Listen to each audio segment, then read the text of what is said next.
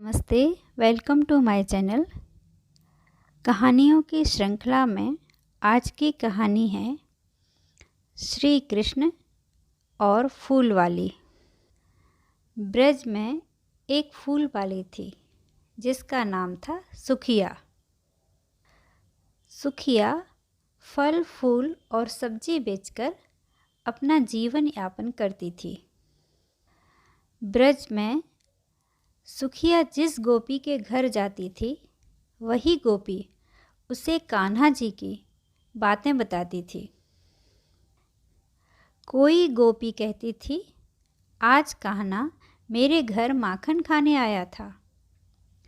कोई कहती थी, आज मेरे घर आया था। कोई गोपी कहती थी, आज तो कान्हा ने मेरे साथ नृत्य किया था। तो कोई गोपी कहती थी, आज तो वह मेरे लल्ला के साथ बहुत खेल खेला था। सुखिया को कान्हा की बातें सुनना बहुत अच्छा लगता था, उसे बहुत आनंद आता था। अब तो उसके मन में कान्हा के दर्शन करने की तीव्र इच्छा उठने लगी थी। सुखिया अपने कान्हा के दर्शन पाने के लिए नंद बाबा के महल के सामने से एक दिन में कई बार निकलती थी। कभी कभी तो वह दिन भर नंद बाबा के महल के सामने खड़ी रहकर प्रतीक्षा करती रहती थी, लेकिन उसे अपने कान्हा के दर्शन नहीं होते थे। एक दिन सुखिया ने नंद महल के सामने पुकार लगाई, फल ले लो फल।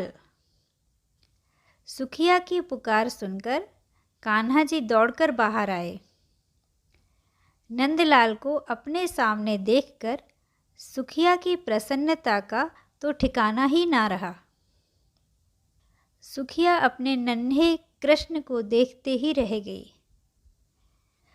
कान्हा ने कहा, माई मुझे फल चाहिए, मुझे भी कुछ फल दे दो। सुखिया माँ तो यही चाहती थी। सुखिया माई ने सारे फल अपने कान्हा को दे दिए। फल का मूल्य चुकाने के लिए कान्हा जी बार बार अपने महल के अंदर जाते और मुट्ठी में अनाज लाने का प्रयास करते, परंतु सारा अनाज रास्ते में ही बिखर जाता था। कान्हा ने बड़े प्रयास किए, परंतु अंत में कान्हा फल का मूल्य चुकाने के लिए सुखिया माई को 2-4 दाने ही दे पाए। इस बात का सुखिया माई के मन में कोई मलाल नहीं था। वह तो बहुत प्रसन्न थी कि आज उसने अपने हाथों से कान्हा को फल दिए। सुखिया माई मुस्कुराती हुई अपने घर पहुंची। उसकी फल की टोकरी खाली थी, क्योंकि वो सारे फल तो कान्हा को दे आई थी। घर जाकर उसने अपने सिर से टोकरी उतारी। उसने देखा कि उसकी टोकरी तो हीरे जवाहरात से भरी हुई थी।